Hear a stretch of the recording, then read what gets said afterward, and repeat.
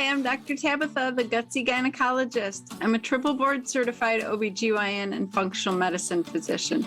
I've embraced the world of functional medicine and wellness through my own personal health journey, and I'm super excited to share my wisdom and unique perspective as it pertains to women's health. After caring for thousands of women, I've come to realize that your gut health determines your gyn health and your overall health.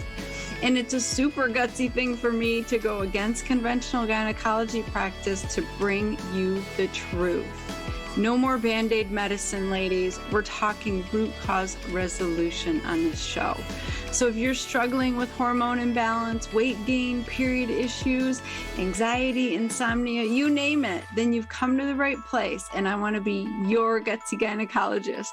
So welcome.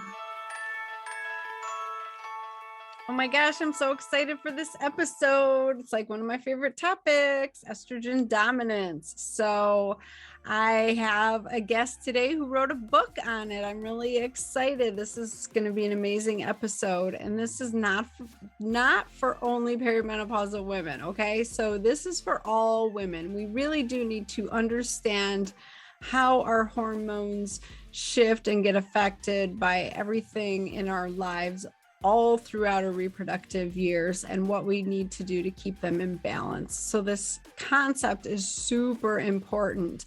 And I will tell you, conventional gynecologists will tell you estrogen dominance doesn't exist because it's not a disease, right? It's not something that you can treat with a medicine.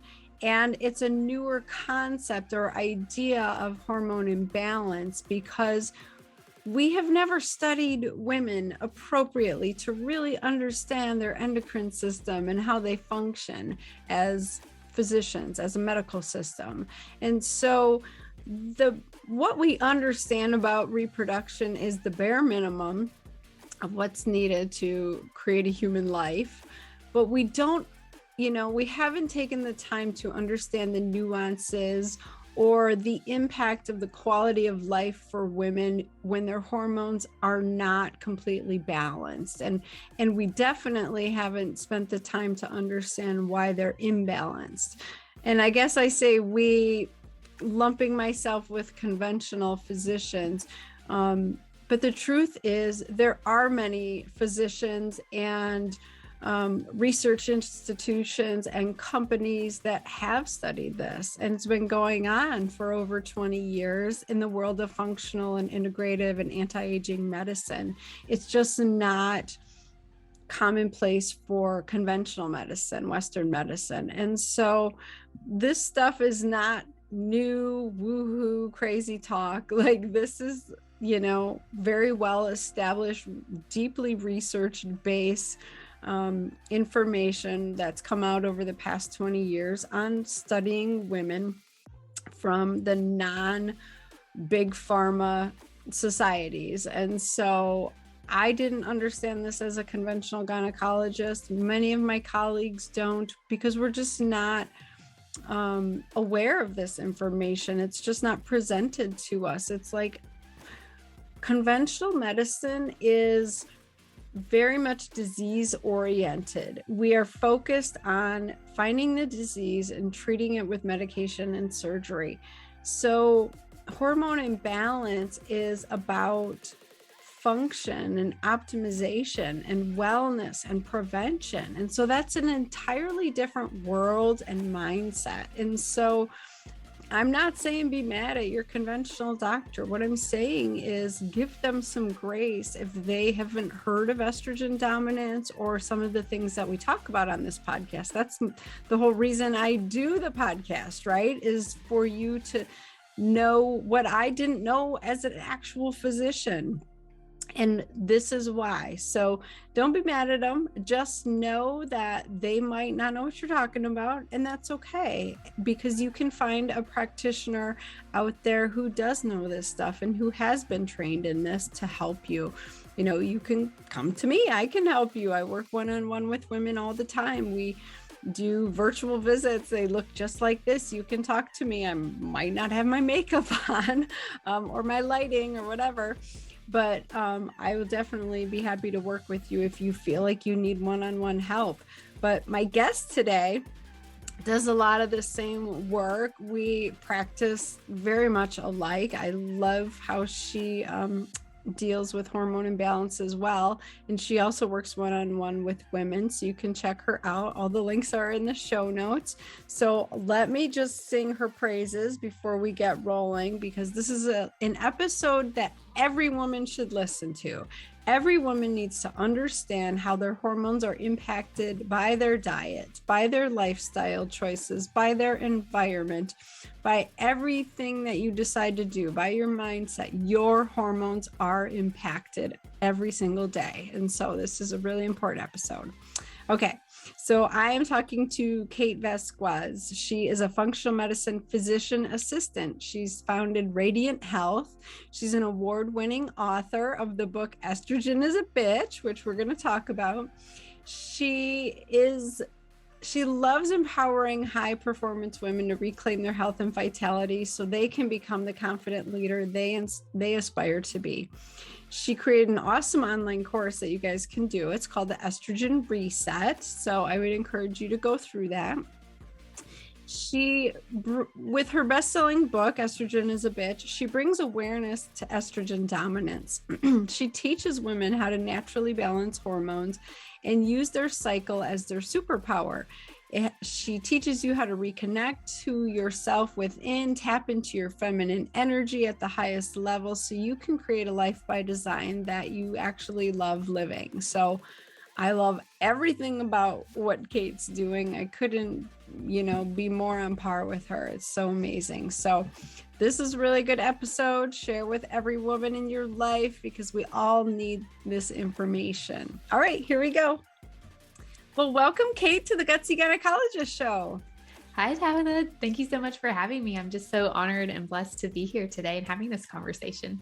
Oh, I'm so glad you're here. I mean, this is one of my favorite topics. It's near and dear to my heart. So I think we don't talk about it enough. And, a lot of women don't really realize what they're experiencing and going through. So I really want to just take a deep dive into all of this. But first, I want to know, what made you even want to write this book, Estrogen Is A Bitch? Yeah, absolutely. That is such a great question. I am a physician assistant and certified in functional medicine. So I've been on my own health journey, especially as I transitioned from conventional Western medicine into functional medicine. I had my own health issues at the time. And it's crazy because at the time I didn't think it was a big deal. It was just kind of manageable. And because I had a high pain tolerance and just kind of pushed through everything. But I started having migraines when I was a child. And then when I went through puberty, developed acne. So I was put on birth control, which definitely cleared the acne. And of course, that was the first sign of hormonal imbalance. And then I developed a lot of anxiety from high school into college. And then in college, also started developing a lot of GI issues like constipation and bloating. So it was one thing was just kind of building on the next. And once I discovered functional medicine, I learned that I could really heal my body and that all these things were happening for a reason, all the systems were all integrated, and being able to heal that was very empowering because I didn't, at the time I felt like it was just my fate.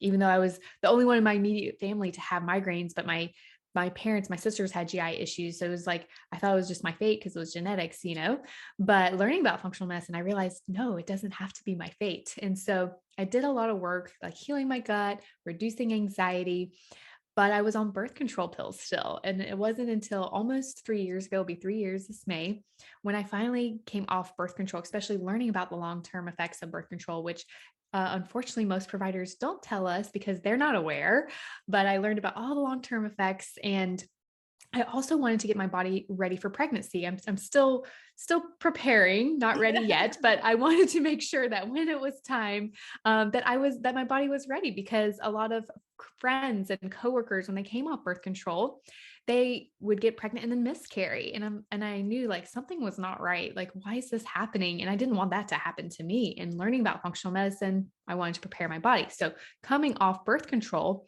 my hormones went crazy. And it surprised me because I'm like, I had done all the work healing my gut and managing the stress, but what I hadn't looked at was my hormones yet. And so I did the testing for hormones and discovered I had an imbalance in estrogen and progesterone. My progesterone levels were very, very low for being suppressed for over 15 years. So it created an imbalance, and I needed to support estrogen metabolism as well. So for the first time, when my hormones, went crazy coming off the pill, I was experiencing very irregular cycles. I was having severe menstrual cramps, breast tenderness. I even started gaining a little weight in my butt, hips, and thighs.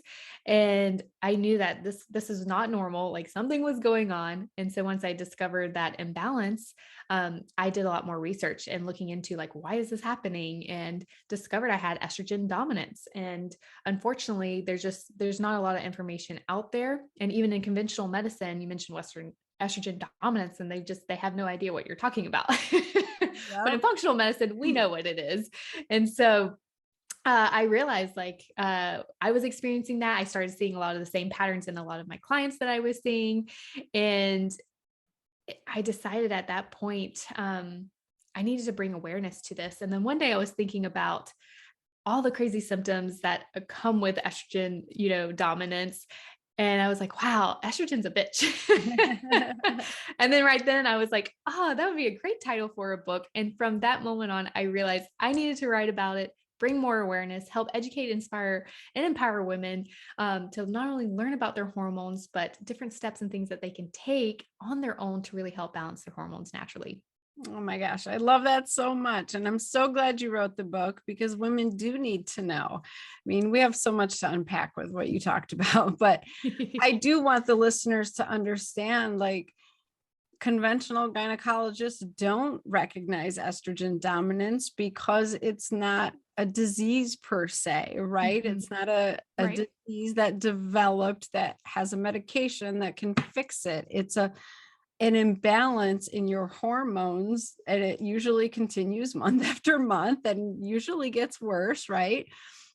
So this is really important to understand that we are trying to shed light on how your body functions day to day and month to month. And this is a newer concept. And, I was thinking about this a lot. I would love for you to talk about this. Like, our great great grandmothers didn't have to deal with this. People didn't Mhm. have estrogen dominance and all these period No. issues because of so many factors of our new society, namely environmental toxins and our professional status as women and going out and having careers and like juggling all of the things. So, can you talk about that a little bit? Because I think women are so confused. I know I Yeah. was, and I was a gynecologist.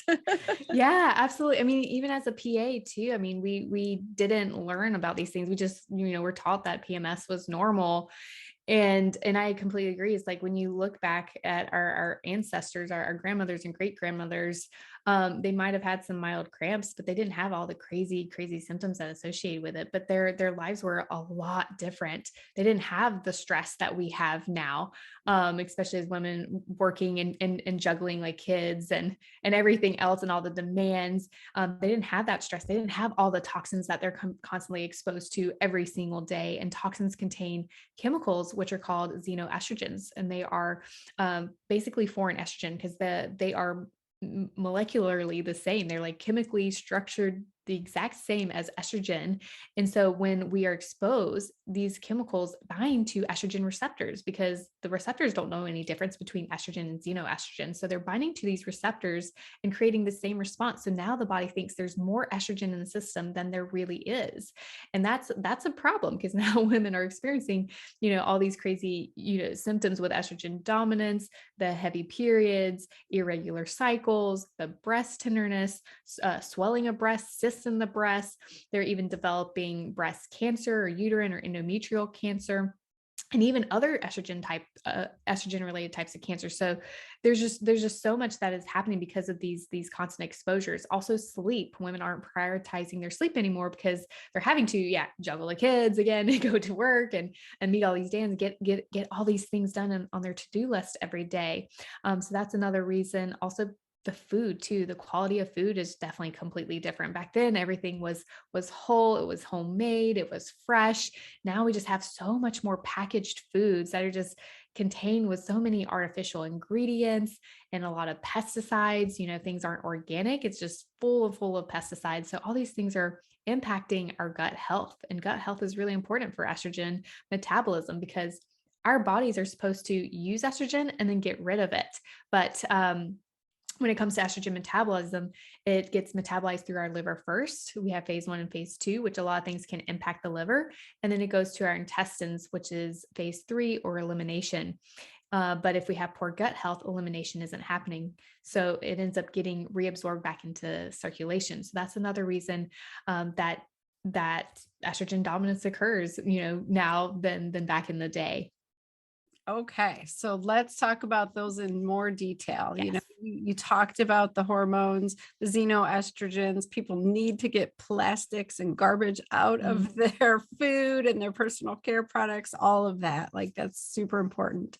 But let's talk about the liver for a little while. So, why are our livers so congested and not metabolizing estrogen the way they should?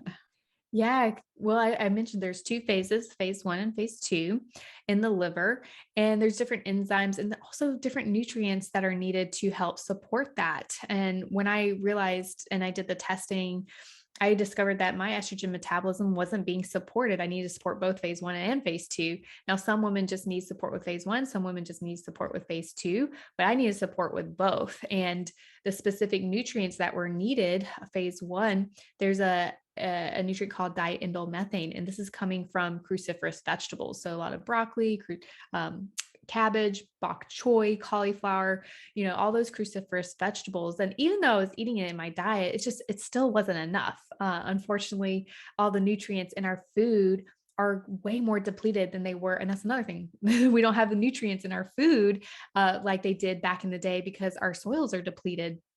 And so really supporting my phase 1 with diindolylmethane really help make a difference. But also phase 2, I needed B vitamins. So like B12, folate, B6 to really help support metabolization in phase 2 through the liver, and also magnesium, because there's two enzymes. There's NTHFR that needs the B vitamins, and there's the COMT gene that needs magnesium to help support that. So when I not only did the hormone testing, I looked at my genetics, and then I discovered I had mutations of both of these genes, which required me to have more of these nutrients to support those two pathways. Oh my goodness. I have mutations in both of those as well. One of the MTHFRs and the comp. So I totally get it. Like, it's easy to get pushed into estrogen dominance when your, genes get activated and they're not functioning well, and you're not getting your vitamins to help support that process. And I was just thinking, like, B vitamins are made in the gut. So Yes. we're back to the gut again. So yes, you hit on the liver. Now let's talk about the gut. Why is it so important to have good gut health for your hormones? Oh my goodness. I love talking about the gut, just like you love talking about the gut, because in the gut, we have different organisms. There's trillions and trillions of microorganisms, from bacteria, viruses, protozoa, yeast, parasites. And for the most part, they're supposed to be living in community. Like, there shouldn't be overgrowth of one versus the other. There should be a healthy balance of all these different organisms. But the problem is that when one of these organisms, a specific bacteria or a yeast or a parasite, starts taking over, then we get something called dysbiosis. And we also have something called the estrobolome, which is a specific bacteria that is actually responsible for helping to facilitate estrogen metabolism, to turn those in, or excuse me, not to turn, but to take that inactive estrogen that comes from the liver to eliminate it in the gut. And so when there's that dysbiosis that occurs, that disruption in the gut, it actually affects the estrobolome. And then there's also an enzyme called beta glucuronidase, which is normally supposed to be low when there's a healthy balance of that microbiome. But when there's that dysbiosis, this enzyme increases. So it turns estrogen from its inactive form back into its active form. And then the body realizes that estrogen's ready to go again and ready to be used. So it gets back up into circulation, which is what we don't want. And this is why it's so, so important to look at gut health, because we really need to support healthy gut bacteria to help facilitate this process. So beta glucuronidase levels are low, but if there's that disruption, then we have to figure out, why is there a disruption in the first place? And sometimes we have to go in and treat it even if it doesn't get resolved. So that way we can really support and bring those beta glucuronidase levels back down, so estrogen gets eliminated. Oh my gosh, so important. I love it. So we need to love on our liver. We need to get our gut healed. We need to get our stress and lives under control. And we need to support our progesterone. So you hit on that a little bit in your story. Can you talk about that a little more? Like, why do we need this balance of estrogen and progesterone? Yeah, absolutely. That is a very important topic that women need to be aware of, because if you're taking birth control, your progesterone levels are suppressed. And then if you are depleted in nutrients like B vitamins, B6, vitamin C, that's actually what helps support the production, which I was deficient in not only just B vitamins, but vitamin C too. Also because of my adrenals, I was definitely under a lot of stress, and our adrenals make up a lot of vitamins, or need a lot of vitamin C. So when we're stressed, we're depleting that.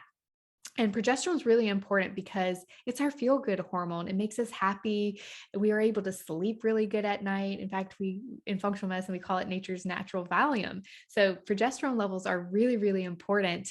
And what contributes to this imbalance is, what I think about is actually when I look at the hormones, I'm looking at a specific phase of the cycle, which is the luteal phase, because this is when progesterone is actually produced. It's not produced in any other phase. It's primarily in the luteal phase, because once an egg is fertilized and it gets implanted in the uterus, progesterone is what is going to maintain sustained pregnancy. But we also get a little bump of estrogen during this time as well, because estrogen normally peaks right before ovulation and then it starts to decline, but then we get a little bump of estrogen again. So when we're looking at the ratio of progesterone and estrogen, we're looking at these two hormones during the luteal phase, during the peak time. So for example, if a woman has a 28-day cycle, I'm typically checking day 21. If a woman has a 30-day cycle, I'm checking day 32, or you can do like days 19 to 30, or excuse me, days 19 to 22 on average, to look at progesterone at its peak, because progesterone levels should normally be between 15 to 25 during this time. That's optimal levels. But if women typically are on the lower side, like if they are at like 10 or less than that, it's really going to cause an imbalance, because now there may be a lot more not necessarily a lot more estrogen. There's a couple patterns that I've noticed. When women have low progesterone, they can either have high or low levels, or excuse me, there's a couple patterns that I've noticed with estrogen dominance. They either have low progesterone and high estrogen, or low progesterone and normal estrogen. But either way, because that progesterone is so low, it's going to create an imbalance, and the body is going to think that there is more estrogen in the system, which is going to contribute to that estrogen dominance. Yeah, for sure. I see that all of the time. And, you mentioned progesterone is produced from ovulation. And so us older women, not like you, but more for like me, once you get past 35, 40, 45, you're not necessarily ovulating every month and making that progesterone consistently. And so that's why sometimes it seems like it's getting worse month after month, right? Like, yeah, it wasn't so bad 6 months ago, but now it's like out of control. Now I'm like having accidents and soaking through my pants or whatever, because that estrogen is just so unchecked from that progesterone, right? Yeah, absolutely. And that's another good point. As women start to go through menopause, they may not actually have estrogen dominant symptoms like while they're cycling, but as they start going through menopause, the first hormone to start to decline is progesterone. So that's when a lot of women, when they go through menopause, actually start developing those symptoms of estrogen dominance for the first time, because now there is just like a physiological imbalance by progesterone declining because of what's happening in the body. The body's not producing as much progesterone. even though estrogen is still being produced at the normal amounts until eventually the body stops producing estrogen and catches up. But yeah, a lot of women going through menopause will also experience those estrogen dominant symptoms. Yeah, exactly. Okay. So you have laid out nicely like what it feels like to have estrogen dominance, why it's happening. So where do we go from there? You talked a little bit about testing. What's your favorite way to test hormones? Yeah, I love doing the Dutch tests because it actually really gives a good breakdown of the hormones and their metabolites. So looking at progesterone metabolites, looking at estrogen metabolites, testosterone, DHEA, androgens, also the cortisol levels too throughout the day. So it's like a very good comprehensive test to looking not only at sex hormones but cortisol, because that's going to be important. Because if women are going to have high cortisol levels, they're actually going to end up producing less progesterone in the body, because cholesterol and cortisol, or excuse me, cortisol and progesterone are all made from cholesterol. And so when women are under a state of fight or flight, chronic stress, I'll typically see higher levels of cortisol and lower levels of progesterone. So I love to do this test, and not only for just those metabolites, but also looking at the metabolism through the liver of estrogen, because I actually get to see phase 1 and phase 2 metabolites to see where women need the support the most. Because as I mentioned previously, not all women are going to need support in both phase 1 and phase 2. Some women just need support in phase 1. Some women just need support in phase 2. And when I can look at these metabolites, now I can really help tailor that plan. Because unfortunately, when you Google estrogen dominance, they'll list out all the supplements. And yes, DIM is definitely one of those, and that definitely helped me for sure. But not every woman needs DIM. And in fact, some women, when they take it, can actually feel worse. They can get headaches and severe menstrual cramps if they don't need it, because now it's like really affecting that process of estrogen metabolism through the liver.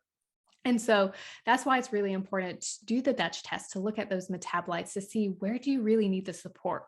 And I'm at the end of the day, I'm not one that's going to just throw supplements at someone. I'd rather test instead of guess. So that way I can create the plan that's personalized for them. And then, as I mentioned, looking at the cortisol too, because that's really going to impact the hormones. So making sure cortisol is not too high and cortisol is not too low. And then I can provide the necessary support from there. And Awesome. then I was going to say, so yeah, Dutch test is the first one that I do to check the hormones. And then I also follow that up with a GI test too. Actually, I do the GI test first, because it's important that we take care of the gut and elimination first, to make sure that once I put them on a protocol and a plan, that they can absorb everything. So yeah, I do also do a gut test first and foremost. And the gut test I like to use, there's different companies out there. A lot of people use Dr. Data. I like Genova, the GI Effects. Both of those companies, they actually check beta glucuronidase levels, which is awesome, because if you just go to your doctor and ask them to do a regular stool test, it's definitely not as comprehensive. And those tests are only really good for if you have acute diarrhea. Like, for example, you took antibiotics and now you have diarrhea, or you went to Mexico, now you have diarrhea, and they're actually looking for an acute active infection. That's really the only reason those tests are good. But these specialty microbiome tests are going to look at all the different types of bacteria that could contribute to dysbiosis. They're going to be able to check to see, is there yeast, is there any parasites, and most importantly, check those beta glucuronidase levels. Because if I see those levels are high, and with dysbiosis, then I know then we have to treat the gut. Oh my gosh, I couldn't agree more. That's exactly what I do with all my patients. You made such an important point. Like, I have had a lot of women who say, oh, I had, a colonoscopy done, or I had a stool test done with my conventional doctor. And you're right, that stool testing they're doing is looking for an outright infection that's got you in the ER, or you can't stay out of the bathroom because you have like traveler's diarrhea or food poisoning. We are talking about stool testing that's literally evaluating your entire microbiome to see what's in there. And as you mentioned, like, you want this balanced community of everybody living together in harmony. You don't want some dictator like Right. yeast running the show, right? Like, that is not going to fly. And so I love doing stool testing to see what's living in there. What do we need to kill off? What do we need to support? Mhm. And checking that beta glucuronidase level, because that can be a game changer for women. Um, would you agree that you see a lot of constipation associated with estrogen dominance? Oh my goodness. Yes, so much. And I mean, I had it myself as well. And yeah, when you are constipated, you're not going to the bathroom every day. And that's an important process in order for us to eliminate estrogen, but not just estrogen, but toxins in general. In order for us to eliminate, we need to be going at least once a day. 2 or 3 times, is still good. If you're going more than that, that's a problem. And if you're going less than once a day, that's a big problem as well, because you're not eliminating the estrogens and toxins that we need to every single day. And there's so many factors that can contribute to that. I mean, stress can cause that, an overgrowth of bad bacteria, which when I did the microbiome testing, I discovered I had an overgrowth of bad bacteria. So that was contributing to not only the constipation, but the bloating and the gas I was having, which was not fun. And but I was happy. I was happy to finally figure out, because as I mentioned previously, I'm like, I thought it was my fate, but now I have answers. Like, oh, now this is why this is happening. I also had low lactobacillus levels, and of course, I came across a study when I was going through functional medicine that stress causes low, or actually it depletes low lactobacillus. So stress depletes lactobacillus, and when I did the microbiome testing, I had like barely any lactobacillus in my gut. So it made sense. I had to do a lot of healing the gut lining, because also birth control impacts the gut lining, can contribute to something called leaky gut. So it can really affect that gut lining barrier. So I had to heal the gut. I had to kill off all the bad bacteria that had taken over and then repopulate the gut with good bacteria. And once I did that, I was going regularly again, no more bloating and no more gas, most importantly, which was amazing. So Yeah, it's amazing how different life is once you finally have the right bacteria living in your body. Like, you literally, it's a symbiotic relationship. You have to figure out how to get along. yeah. It kills me that we are just so fixated on sanitizing the world and killing everything off, when really what we want to do is support our good guys so they can fight the fight. It's not about wiping out everybody. It's only about wiping out bad guys, right?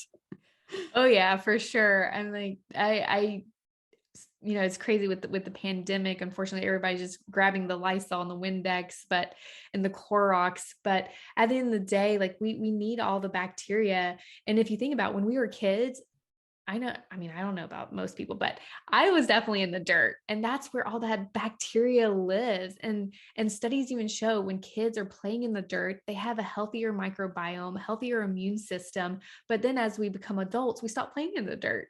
So every now and then I actually go out in the yard and pull some weeds just so you get exposed to the dirt again, because it's so beneficial for our gut bacteria. And it's so true. Like when we have that healthy gut bacteria, we have our health, we feel so much better, and things are functioning so much more optimally. Amen. Oh my gosh, I couldn't agree more. Even stuff like we used to hand wash our dishes, Yes. so like things weren't sparkling clean, but now everyone uses a dishwasher, and now we're putting the sanitize mode on, and we're like extra hot clean, and like we're literally killing everything that's supposed to be protecting us. So Right. hopefully everybody listening like realizes it's not just about killing off, it's about supporting too. So yeah, you got to do the testing, you got to heal your gut, you got to get your liver working. What else do women need to do? Yeah. And I mentioned it, with the stress, we need to learn how to adapt to stress. I hate saying manage the stress, because it's like you're never really going to manage stress. Like stress is always going to be there. But if we can learn how to adapt when we are in a stressful situation, that's going to really help our body at a cellular level. And that's what I discovered for myself, because I'm a recovering perfectionist, used to be type A personality. Yeah, always had to everything had to be perfect and go, go, go, and make sure everything was done. But I've learned to let go of a lot of that. But also going through PA school, that was probably the most stressful time of my life. I was put on Prozac during that time. No one ever taught me, hey, why don't you, do some yoga, meditation, deep breathing. No one taught me like how to manage stress. And they're like, here's a pill for that. But I realized when I was taking it, the stress was still there, and I just felt numb emotionally. Yeah. And once I got through my didactic year where I was in the classroom and finally went into clinical rotations, I decided to come off of it because I didn't like how I felt on it. And I definitely didn't want to be on it for the rest of my life, because I knew that there was a different way. And so I started doing yoga, which changed my life. I have been doing it ever since. And then I learned about deep breathing, meditation, journaling. So I do different practices. And the key is to have a daily self-care routine. And if I don't do my daily self-care routine in the morning, it definitely makes a difference. I definitely feel a little bit more on edge, and I'm not able to adapt to the stress that comes my way. But when I do my daily self-care routine, I feel like I can show up. And if anything comes my way, I can definitely conquer it. And I definitely have much more control over it now than what I used to. So I think for women is just like recognizing like what are all the different stressors, and then figuring out what can they do to help not manage, but adapt to stress. So what are the different activities that they can do to incorporate in the day? And also the biggest thing was working on a mindset. That was also the Oh, biggest thing too. I mean, yes. we could do a whole another podcast on mindset, but I learned so much the last 5-6 years on mindset. And that was also another pivotal turning point for me in learning how to adapt during stress and calm the anxiety that I had experienced. So yeah, definitely learning how to adapt during stress. Also, eliminating toxins too as much as you can, because there's just so many toxins in our environment. And I get it. Like when I learned about toxins and how our health is being impacted, I almost felt like I needed to be in a bubble, live in a bubble, or like go and Yeah. go like live on an island and make everything homemade. But I'm like, okay, be realistic here. Obviously that's not going to happen. But if we can support our gut health, support our liver, and reduce the toxic burden on our bodies and in our home, we do the best that we can. We're actually supporting our bodies and our hormones way more than if we don't do anything. And so I always recommend, if you haven't started looking at the products that you're using in your home and on your body, start looking at what you're using. There's great resources out there. I love the Environmental Working Group, Skin Deep database. There's also two of my favorite apps that I love to use. One is called Think Dirty. The other one is Yuka, Yuka. And that's because they have a what's it called? The scanner. They have a scanner in the app that you can scan all your products that you're using at home.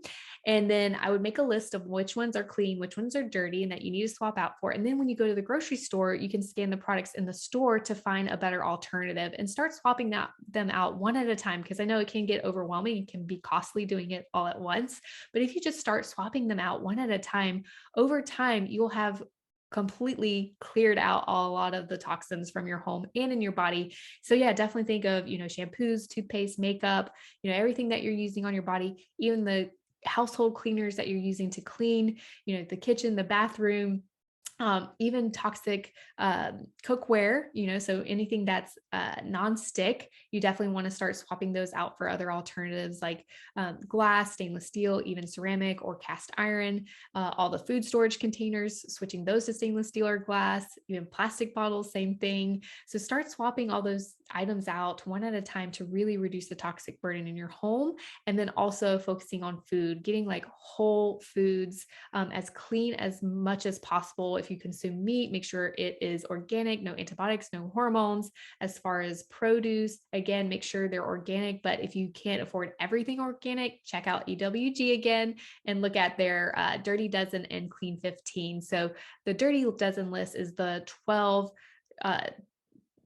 like fruits and vegetables that contain the most pesticides. So if anything, at least stick to those that are organic to also, again, reduce the toxic burden that you're consuming and affecting the gut. Yes, those are all great tips. And I'm with you. I did the exact same thing. I just did it slowly, one by one, started swapping things out because it can feel so overwhelming and scary. And as you were sharing all those important tips, like I remembered last year I went and bought a new griddle because my kids want pancakes like all the time. They love their freaking gluten. That's a whole nother episode. But I remember I just bought like the griddle that was there. I think there was two options and I picked one, and I didn't even think about the purchase. And I got home, and the first time I used it, that nonstick Teflon chemical was like filling my kitchen, and I had a headache the rest of the day. I was like, holy crap, like this is so amazing what we are exposing ourselves to and putting in our food and breathing in our lungs, and we're not thinking twice about it. And you know, I started to do more research, and it's like that stuff continues to be off gassed and released. It's not just that first time I used it. And so I was like, okay, we need a new griddle. I had already swapped out my pans and everything else, and it didn't even occur to me. And so that was just a good reminder, like, the stuff is everywhere, you know, it's made to make our life easier, you know, and make my pancakes not stick and, you know, so that it's quick to clean. But that doesn't mean it's doing us any favors or that it's healthy for us. And, you know, I explained it to the kids, and my 12-year-old son was like, well, I don't care about hormones. And I said, well, it causes man boobs. So you probably don't want to have boobs now that you're growing. And he was like, okay, what else do I need to avoid? And all of a sudden he was paying attention. So, you know, I think the more that we just know and understand and can start to make different choices, it will eventually catch up with us, right? Like, you're probably not going to feel it overnight, but it will have an impact, right? Oh yeah, absolutely.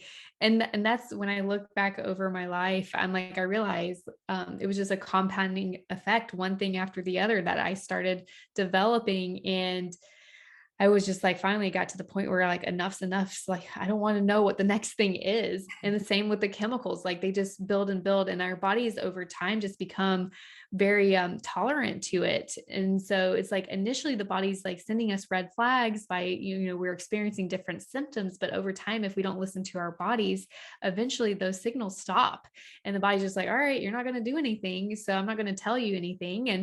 And then, you know, we look back and then we wonder like, oh, wow, we got this disorder and this, and, you know, we're not feeling well. Like, what happened? Our body was telling us the whole time, but we didn't listen to it. But the good news is that once you start making the changes, the body becomes sensitive again. And now when you're exposed to like a chemical or food and you react, it's because your body's saying, yeah, I don't like it. And that's what I love when I work with my clients, being able to help them really see what they're really truly sensitive to. So moving forward, they know what they can avoid to really help optimize their health. Oh my gosh, totally. I hear that all the time. Like, once women clean up their diets or something like that, and they go and they like get drunk one weekend and eat a pizza or something like that, like they realize how bad how bad it feels, and how they lived like that for years, you know, and once you're cleaned up, your body just doesn't tolerate it anymore. It's so much more obvious. So how else can women get back in tune with their bodies to listen to what your body's trying to tell you? Yeah, I mean, I think the first thing is to really just focus on the lifestyle and looking at what are you eating, and then reducing the toxic burden, reducing the stress, like basically reducing inflammation in the body. So there's different things that women can do to start. And, you know, I would say first thing is working on the gut and looking at the food that you're eating. If it's very processed, it's high in sugar, you definitely want to start eliminating those out. And you mentioned alcohol too, because that's another thing that can really, alcohol and caffeine actually can impact estrogen metabolism and increase estrogen dominance in the body. So prevent estrogen from being eliminated. And so, and then the caffeine too is increasing cortisol levels in the body. So definitely figuring out, okay, am I eating foods that could be contributing to inflammation in the body, affecting the gut, affecting my estrogen metabolism, start eliminating those out and searching for better alternatives. And then also, am I under a lot of stress? What can I do to help my body to adapt during stress, to calm that stress response down? And then the next thing is like looking at those toxins. Okay, now what am I using that could be contributing as well, and start eliminating those out. I love it. So you heard it here. Like, you have to evaluate what you're doing in your life. We have to get mindful, people. Like, Yes.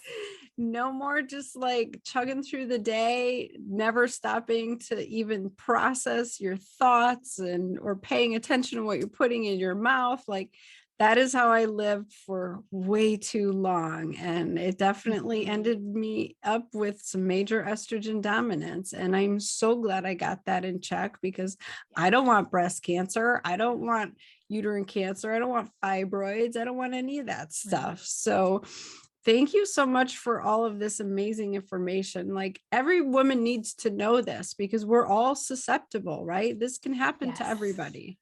Yes, absolutely. And I am completely on the same page as you.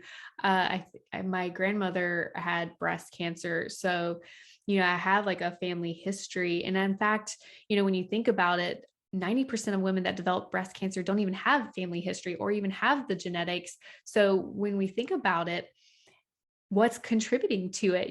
What's causing the breast cancer if it's not genetic? And it's those environmental lifestyle factors that's contributing. But I do believe like estrogen metabolism is the driving force behind it, and it's not being looked at and addressed. And that's the importance of doing the hormone metabolite test through the urine, because we're checking those estrogen metabolites, because there's 3 metabolites that get produced.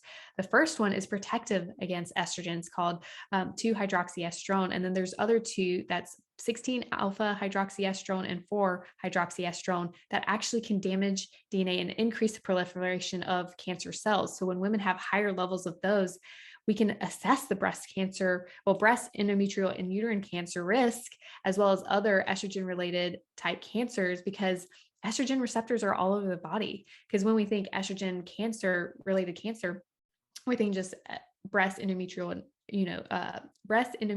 uterine, but it can also contribute to brain, to thyroid, to lung, to intestinal, to even bone cancers, because that's where estrogen receptors are as well.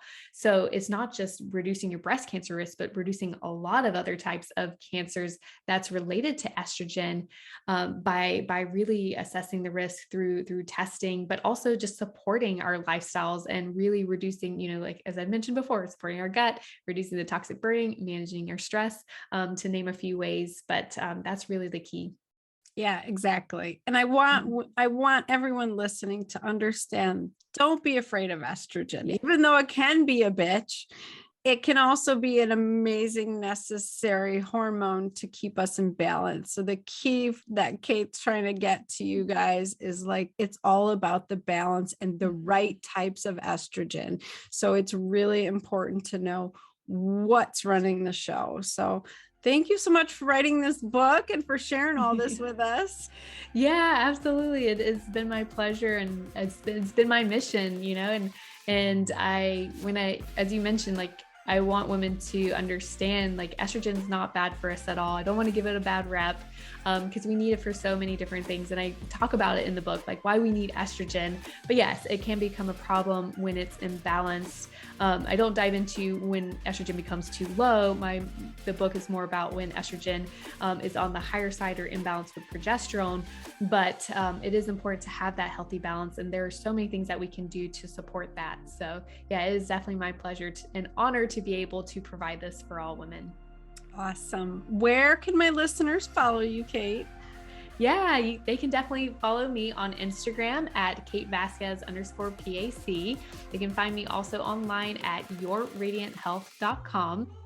And then for the book, if they're interested in the book, they can definitely find that on Amazon. Awesome. All those links are in the show notes, so you guys can follow her, check out her do-it-yourself course called Estrogen Reset, right? Yes, I do have an online course. It's called the Estrogen Reset. It's 8 modules, but the videos are anywhere from 7 to 15 minutes. So it can definitely be knocked out in one day or over the course of a week or two. But it's awesome. It's just, you get to follow along each module, and you get a guidebook to implement each step to really help start balancing your estrogens. So you can definitely check out the Estrogen Reset course, which is on the website at yourradianthealth.com. So good. All right. Thank you. You're welcome. It's been my pleasure. Okay, I know you got some good information out of that episode because it's so important for us to understand what's happening in our body with our hormones. And hopefully you had some aha moments or some, oh my God, really? Because I didn't know that was the case. I can tell you as a conventional gynecologist, I didn't ever stop to think about the impact of environmental toxins on our hormones. I didn't stop to think about how diet and nutrition played a role in the metabolism of our hormones. Like, that's just not how I was trained to think back in the day. I was trained to figure out your diagnosis and fix it. I would wait until you had endometriosis, or I would wait until you had uterine hyperplasia, and then we would do the surgery, that type of thing. So it's just a completely different mindset and way of approaching the body. So I love that you're with me on this journey to reclaim your health and focus on health and wellness and not focus on disease, because you need to give that positive energy out into the world that you want health, you want vibrancy, you want to not age and degenerate, that you want to be amazing. And so put that energy out into the world. It will come back to you. Keep doing all the work, adding the golden nuggets. Oh my goodness. One of my favorite things that Kate mentioned was the estrobolome, the bacteria in your gut that metabolizes and helps you excrete and get rid of your estrogens. It's super important to not be reabsorbing them when you're in your young reproductive years.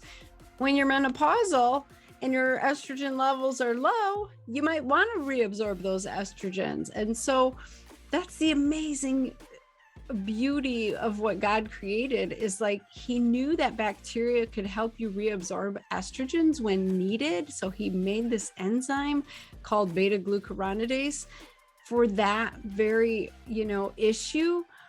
But we have it out of control as younger women. So it's more that it's supposed to help menopausal women. It's not supposed to be happening so much in younger women. So I love the intricacies of our body, but we need to remove the impedances and we need to support the homeostasis and the proper function. So I love that gold nugget for today is get your bacteria balanced in your gut, ladies. Get on some good probiotics. If it's really a mess, get it tested. Don't guess. So we can do stool testing. You can reach out to me at www.drtabitha.com. That's 3 A's, no I's. Or you can go to ifm.org. That's Institute for Functional Medicine through the Cleveland Clinic. That's where I was trained and certified. You can search for a practitioner in your area if you physically want to see someone and not do the virtual thing. Although I'll tell you, virtual works amazing. I see women in Australia and Britain and Alaska and Hawaii and Canada. Oh my goodness, I've seen women from so many places, and it does work out really darn well. Sometimes the time difference is a little bit of an issue. I got my girls in Australia.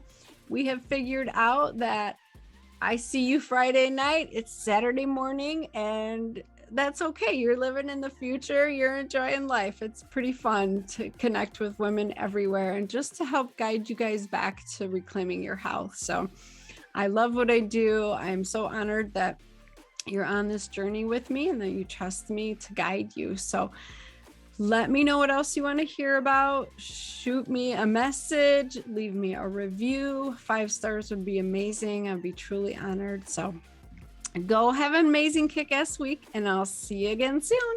Bye.